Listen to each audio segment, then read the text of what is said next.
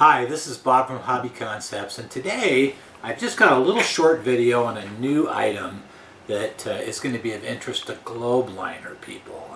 The globe liner is still my very favorite truck of all the Tamiya trucks. And the problem with the globe liner is it's a very early design. It really wasn't designed to mount electronics in. They designed it well before they came out with their MFC or any of the modern electronics that we use.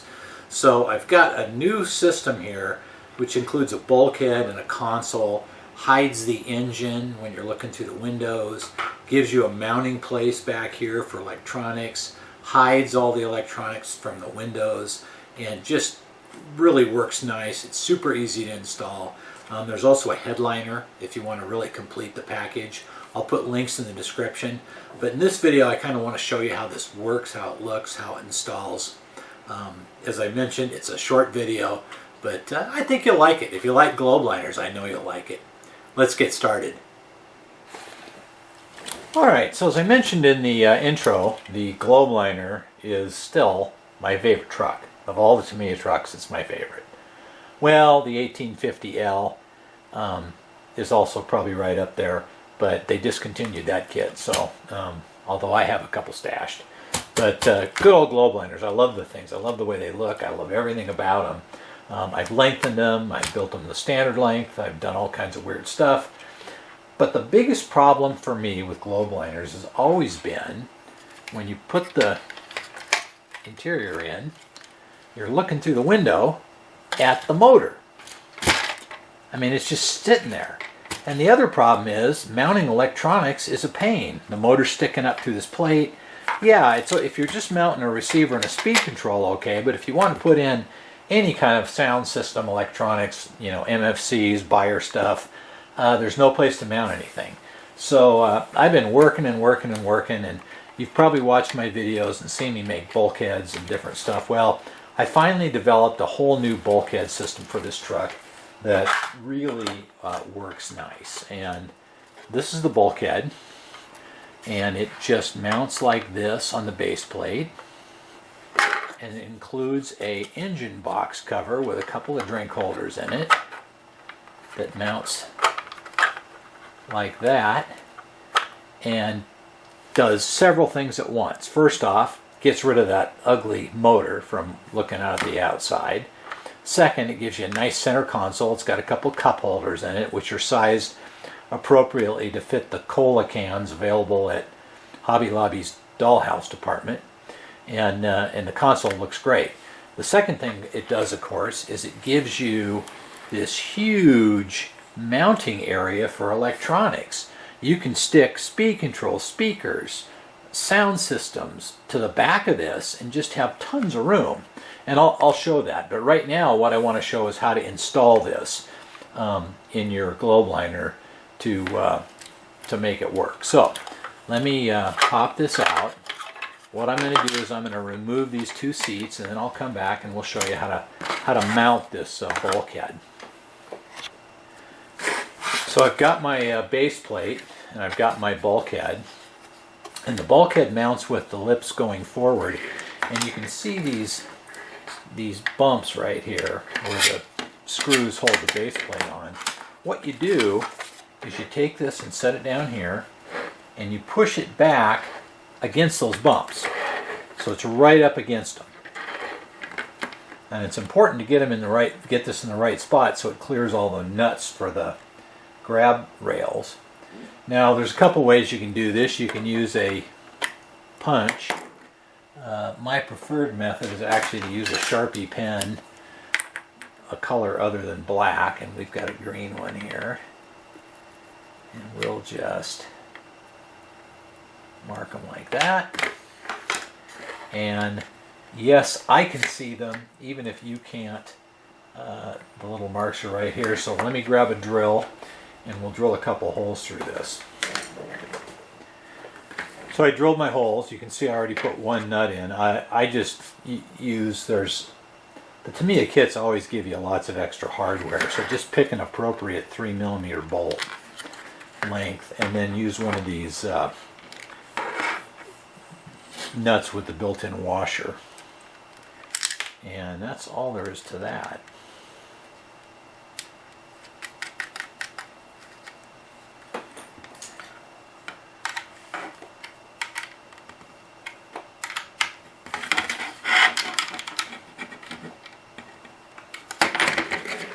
Okay, so now you can see that I've got the same distance on each side, and I'm backed up right against that spacer, and that's the correct location.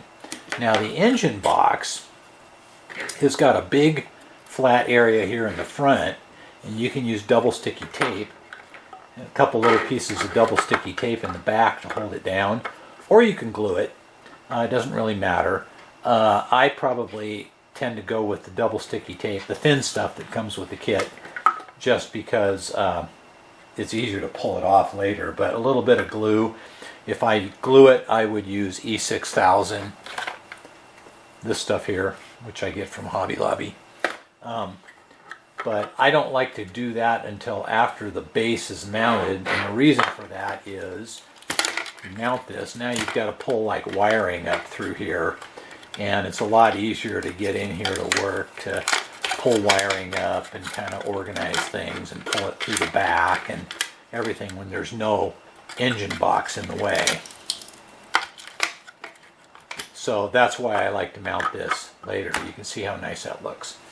So let me talk about mounting electronics. This is extra thick. It's very strong and extra thick, so you can mount electronic stuff on it. Alright, so you can see this bulkhead here and how you might mount things. This particular truck is going to get a Bayer MSM, which I will just mount up here with double sticky tape. I will mount the speaker right there, again with double sticky tape. I'll mount the receiver probably right there. Yeah, probably right there, something like that. And then the speed control I'll mount down here. So you can see lots of room to mount things, and batteries still out of the way. And if I've got a headliner available that dumps the wiring out here from the roof lights, which is behind the bulkhead, so basically all the wiring's behind the bulkhead, just fine from the front, and plenty of room to mount things.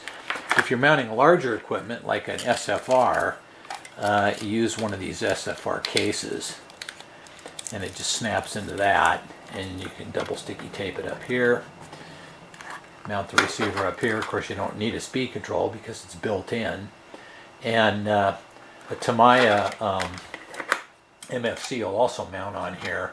You'll need to use a different speaker than the Tamiya speaker. The Spire speaker's nice, just because it's so big. Well, you could mount it up from the roof, but probably nicer to mount it here. There's a lot of places for sound to escape around the engine here.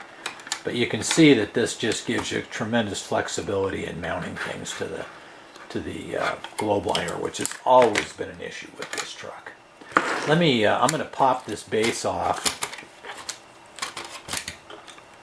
Yeah, that's really nice. I'm going to pop this base off. Well, let me throw the seats in it and a driver. We'll see how that looks. All right, put my console in here. Tamiya driver figure. Boy, it looks good with a console in there. Let's grab one of these little Hobby Lobby cola cans. Drops in there just fine. Maybe a dog. Nice to have a console to hide that motor. So that's basically how this baby looks from the front. And when you look in the windows, you're not going to see anything you're not supposed to see. Also, the mounting holes for the base plate are still easy to access even when the box is on. There's a set here, a set right behind, and a set in the back, so it doesn't cover up any mounting holes. The brackets for the side grab rails go just in front of this, just right in front. So if they stick out too far and they bother you, you can clip them off, but they fit fine. And so that's how that all goes in there. So what I want to do now is I'm going to take this out, mount it in the body so I can show you what it looks like with the headliner in there.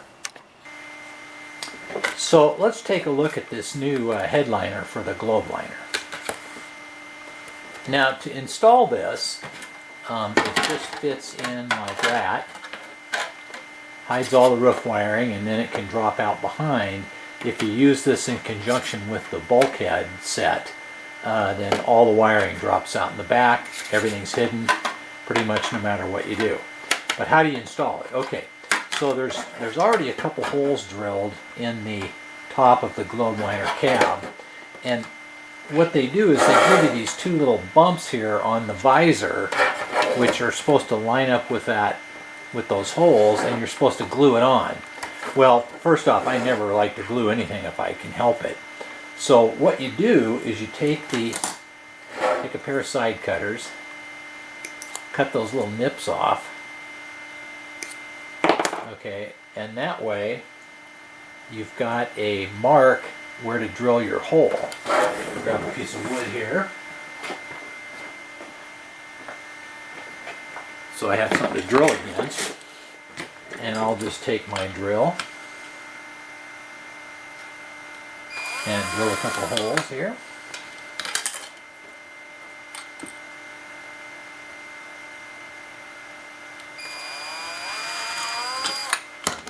Alright, make sure those are all clean. Good. Now we take 16 millimeter, 2 millimeter bolts, and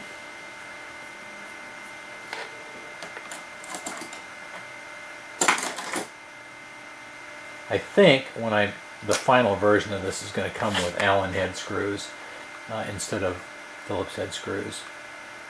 But today I've got some Phillips head screws, so these just go through here. We'll drop them through the globe liner roof. And then we're going to throw a nut on them, 2 millimeter nut. And this is just our standard 2 millimeter Tamiya style plain nut. One on each one. And so that's how you put on the visor. And I've showed that before. Tighten those down a little bit. Get a screwdriver here. Use my finger. Now normally I would probably use a little Loctite on these, but for the purposes of this, we'll just tighten them down. Okay, so there's our visor all mounted. So now we've got, since we use 16 millimeter nuts, we've got these nuts sticking up, and this is so simple. You just drop the headliner over those,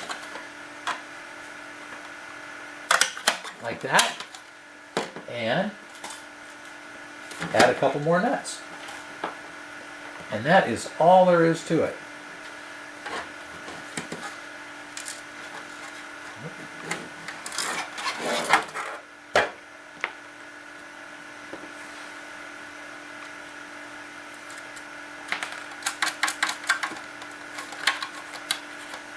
The headliner, this headliner is a little thicker than the headliner I make for the King hauler and the Grand hauler because it's larger, has a bigger area to cover. But the thickness of it makes it very stiff and sturdy even in this big old globe liner. So that's it, it's all installed. You can see that it's got a little bit of flex, but not much. And there's plenty of gap here for your wiring to go underneath. And like I said, just drop it out the back. From the outside, you see nothing unless you're looking up here. You see a nice finished headliner instead of a nasty raw wiring. So that's it. Globe liner headliner. That's how you install it. Pretty simple. I think it really finishes off the top of this truck nicely. So here I've got my body with the bulkhead mounted in it, and I know it's going to be kind of hard for you to see, but the bulkhead's right there behind the seats. When you look in through the windows, you don't see anything except what you're supposed to see. The fit is excellent up against the sides. There's just a small gap.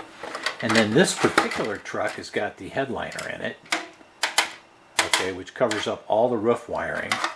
And in the back here, the headliner sticks back about ½ an inch past the bulkhead, so any wires that come out from underneath the headliner are dropped into this area behind the bulkhead. So your wiring for your roof lights, you know, strobes, anything you put up there will be covered up so you don't see it from the outside.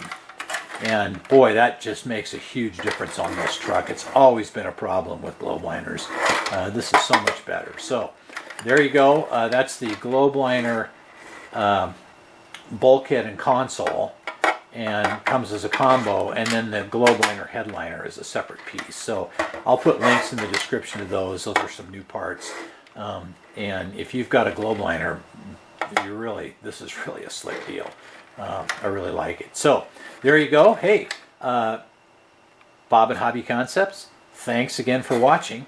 We'll see you next time.